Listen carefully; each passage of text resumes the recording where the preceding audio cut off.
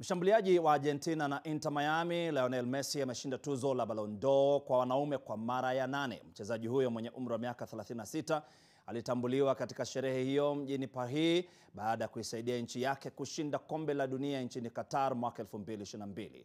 Erling Haaland na Kylian Mbappe walishika nafasi za 2 na 3 mtawalia. Wakati huo kiungo wakati wa Hispania na Barcelona, Aitana Bonmati alishinda Ballon d'Or ya wanawake.